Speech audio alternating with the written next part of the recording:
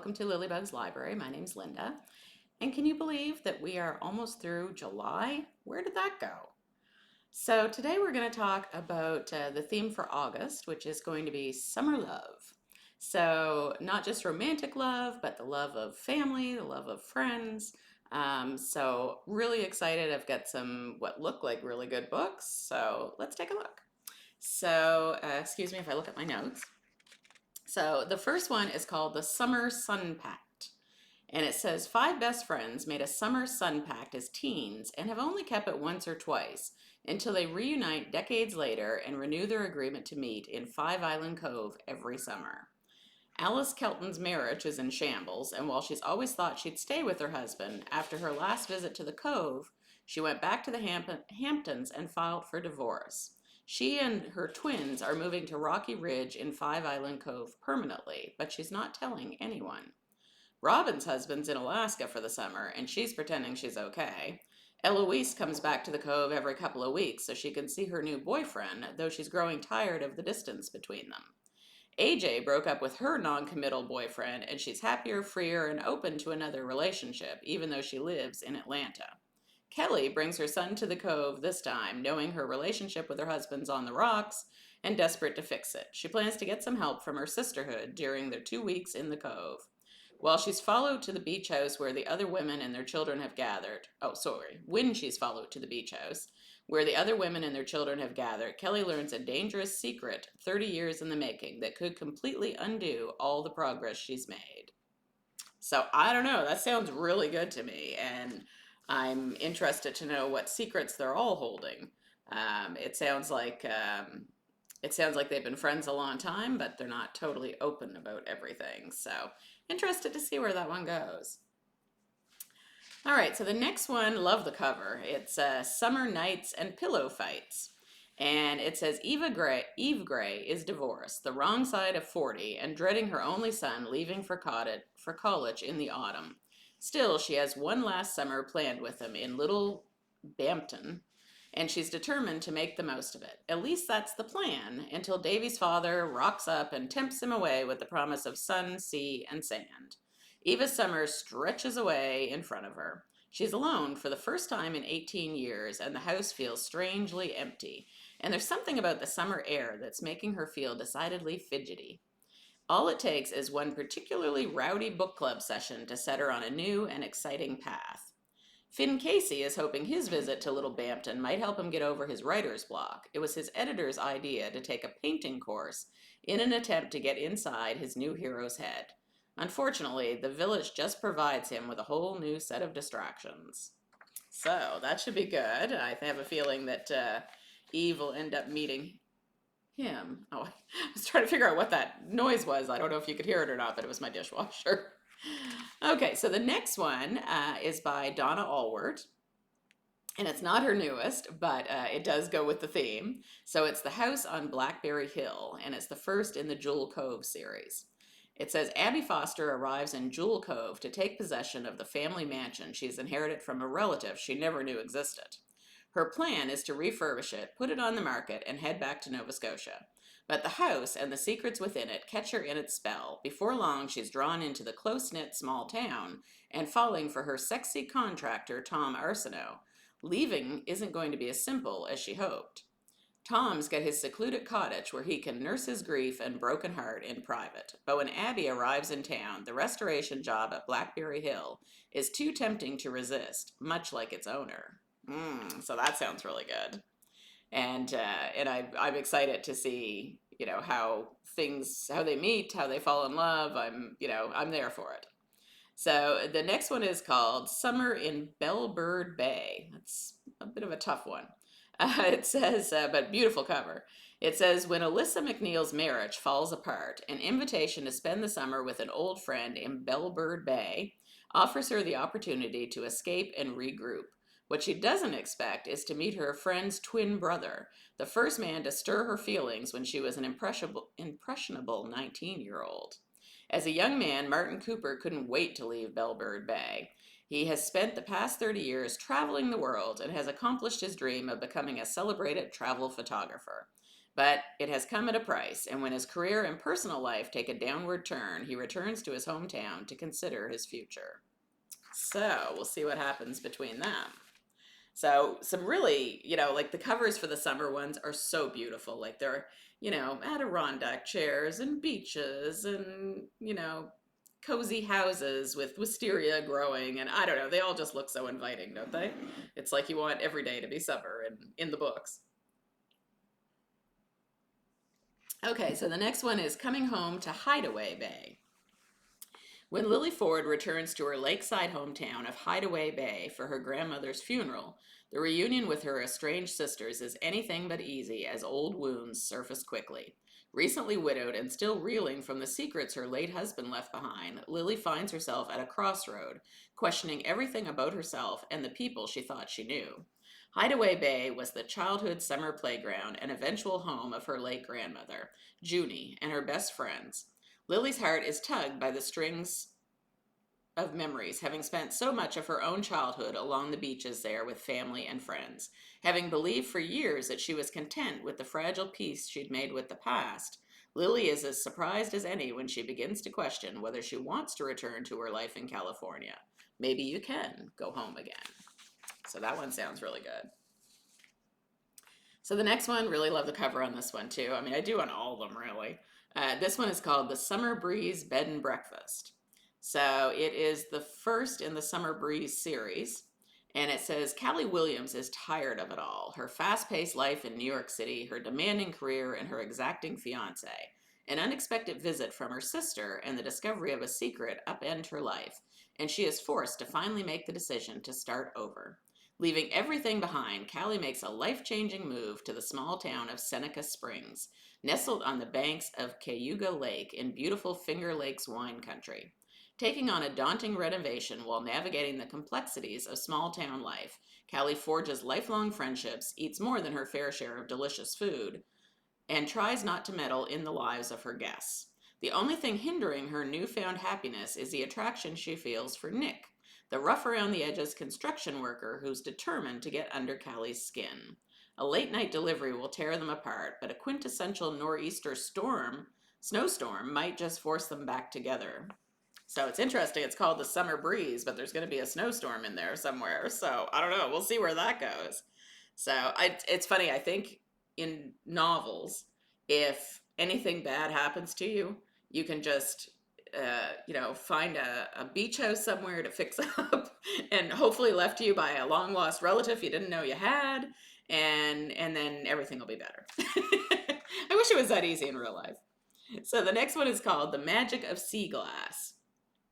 So I do love sea glass, and to me that screams summer, so that's one of the reasons I picked that one. It says, after the loss of her fiance a year ago, planner Laura Sutton can't seem to go on with her choice of career or the life she'd built with her fiance any longer.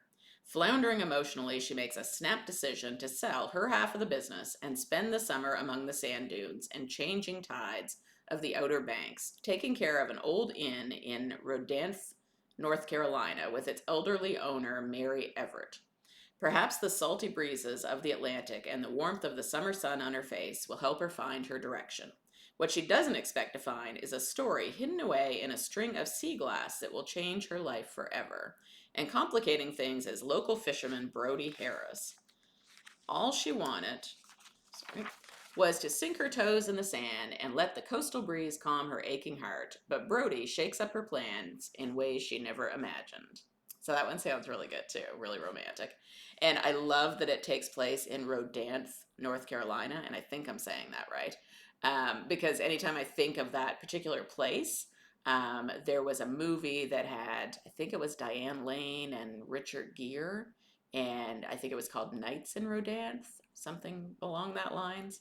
Anyway, if you find it, I highly recommend it. It was so good, and although I like the love story in it, I actually really like the house. The house that was on the beach, and it had this nice wraparound porch, and it's like, oh, I could spend my days there for sure, with or without Richard Gere. No, I've got my wonderful husband. I wouldn't care about Richard Gere, but I just thought it was funny. Okay, that'd probably get me in trouble. So the next one is Leanna Morgan, and it's The Magic of Summer. So it says Daniela Judd moved to Sapphire Bay to keep a promise she'd made to her brother.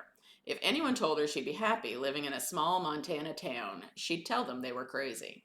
But here she is, baking cookies for a church fundraiser and dreaming of a little cottage on Anchor Lane. Harrison James knows all about love and loss. After the devastating death of his wife, he doesn't think he'll ever be happy again. Working on the cottages on Anchor Lane is giving him time to plan the next phase of his life, to reevaluate what's really important, and none of his plans involve staying in Sapphire Bay.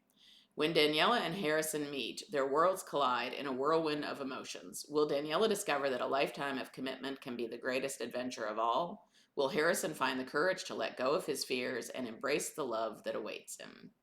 And it says it's the first book in the Love on Anchor Lane series. And it says, which I included this because I thought it was kind of interesting. It says it can be read as a standalone, and it says all of Leanne Morgan's series are linked. So if you find a character you like, they could be in another novel. So that's kind of neat. I like that. All right, so the next one is Falling for You at Sandpiper Inn. And it says in Seattle, Nick Almada's life takes an unexpected turn when he moves into a new apartment and crosses paths with Claire, his sassy and bold next door neighbor.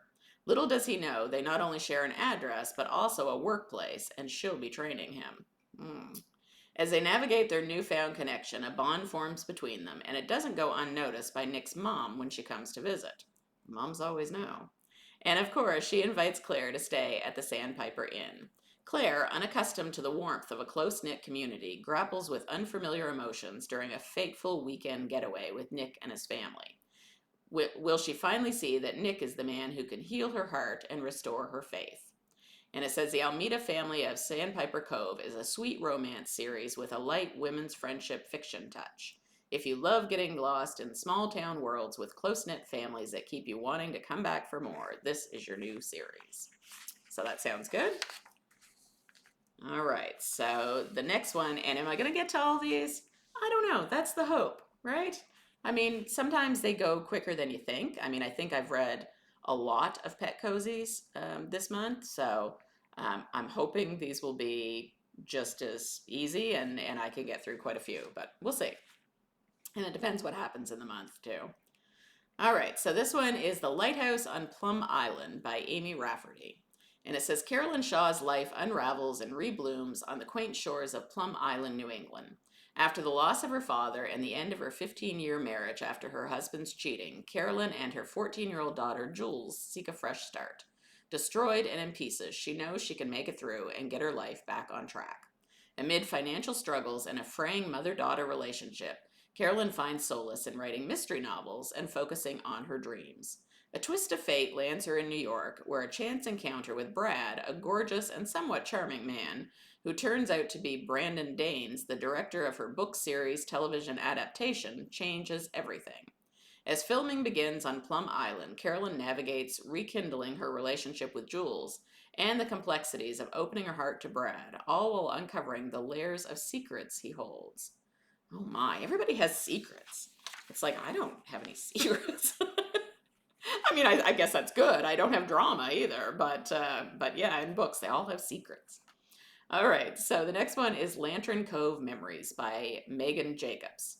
And this is the last one of the Summer of Love ones. I've got a couple more that are NetGalley books that I want to finish for August. Okay, so the Lantern Cove Memories. Free-spirited artist Liliana James Barton, LJ, has never wanted to settle down. Her life is about creativity and travel and love. When LJ's talent earns her a coveted spot in a prestigious New York showcase, she seizes the opportunity to escape her toxic relationship in Nepal. Retreating to a secluded beach cottage in Lantern Cove, she plans to focus on painting her showcase collection. However, a missing key spirals her arrival into disarray. Desperate to protect her canvases and art supplies, she has to make a decision, one that throws her into the path of Adrian, a reclusive neighbor whose crankiness masks a mysterious past. Despite vowing to keep her distance, LJ finds herself drawn to him, especially after a terrifying night that alters everything. As she begins to see beyond the walls of Adrian's heart, she starts to unravel his complicated layers. But when she learns a shocking truth, will the secrets of Lantern Cove destroy the spark of a burgeoning romance? Even more secrets. All right, so the ones that I have from NetGalley all come out in August, so I like to try to stay on top of the ones I have for NetGalley and have them read before the release date if I can. So I just have to quit actually accepting so many on NetGalley because, yeah, it's a lot sometimes. Okay, so the next one, I'm not sure I can get the author's name right. I'll do the best I can. I think it's Nui Kerwin, and it's called Frequent Flyers. And it's set to release on August 13th. So it says, on a trip to reunite with her family in England and said crush Jonah, Lainey intends to take care of one of those items. Her favorite cousin Gemma is engaged to Jonah, and they want Lainey to be both their maid of honor and best mate at the wedding. It's a perfect opportunity to prove the pitying gaze is wrong. She's over Jonah, really. As Lainey commutes between New York City and London to help with wedding prep, she befriends her handsome seatmate, Dr. Ridley Aronson. A widower and single father, is prickly at first. There we go. Feisty Laney, I keep wanting to call her Lanny, not Laney, but anyway. Feisty Laney reminds him of a more carefree time in his life. And after a steamy layover in Iceland, the pair take a direct flight from seatmates to lovers. Ridley even agrees to be her plus one for the wedding. For once, everything seems to be falling into place. But Laney's used to getting hurt, and Ridley finds opening up difficult. And how will a long-distance relationship even work once Laney's back in New York City permanently? It's easy enough to shrug off another loose end. After all, life's problems seem tiny from 30,000 feet in the air. So that one could be good. I'm hoping it's more fake dating than it is insta-love. I'm not big on the insta-love, so we'll see. And the next one I'm really looking forward to. I can't wait to read it.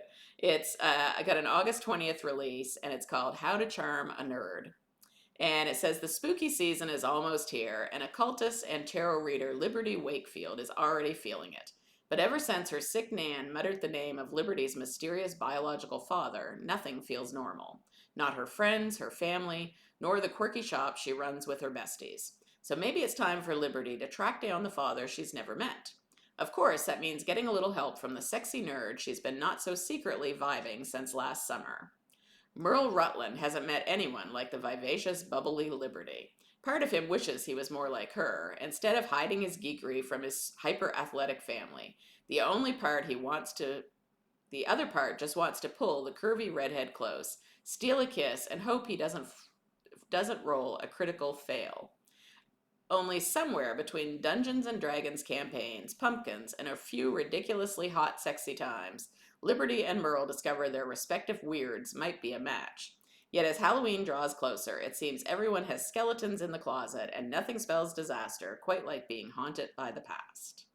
So that one sounds good, and I play Dungeons and Dragons myself, so just I think Merle's geekery is going to do it for me, so I'm quite excited about that one. And the next one, and the last one, is actually, I look at it and think, I can see why I picked it, but I'm hoping it's not too dark for me. So fingers crossed I can get through it because I think it'll be a really amazing read. I just have to see how it goes. It's called The Trials of Lila Dalton, and it has an August 27th release. And it says, I look up to find 12 strangers staring back at me, and I realize I'm the one they're waiting for. Lila Dalton has no memory of how she came to be in this courtroom, no memory of how she got to the courthouse at all, or why she's facing a jury who seems to be waiting for her. The man on trial is accused of mass murder, and she's his lawyer. But she can't remember any details of the case. She can't remember anything. Stranded on an island in the Atlantic Ocean where the most serious crimes are tried, Lila has to prove her client's innocence if she wants to go home. But how can she solve the case when she's not sure she can trust anything around her, including her own memory? The Trials of Lila Dalton is a twisty, unexpected, locked room mystery that follows one woman's race against time to find a killer, clear her own name, and escape the island that threatens to keep her trapped forever. So, see, it does sound like amazing, but the whole mass murder thing, we'll see, right? We'll see where that goes. But it sounds, kind of reminds me a little bit, just a little bit, of And Then There Were None by Agatha Christie, just the whole being on an island and you can't get off and there's a murderer there and, that sort of thing. But I really am kind of into the amnesia. The fact that she is all of a sudden there and she doesn't know how she got there or what happened, I think that's going to be really good. So that's all the ones for August. We will see how many I can get through. Um, there's a lot, but they all sound good, and they all sound. I know some of them sound similar, but it all depends on the writer and what kind of twists and turns they put us through. So we'll see how that goes. So let me know in the comments below if there's anything there that you think sounds really good or that you might like to read as well. I'm looking forward to hearing from you, and I always forget to say this because I'm having fun and I like talking to you. So if you would like to, it would be great if you would press the like button below, and subscribe and click the notification button so that you don't miss any future videos. All right, so I hope you have a great day, friends. Wonderful husband and lovely mother-in-law are out at Costco, and that's not a place I'm going to put my back or legs through, so I stayed home with you. All right, hope you have a great day. Bye-bye.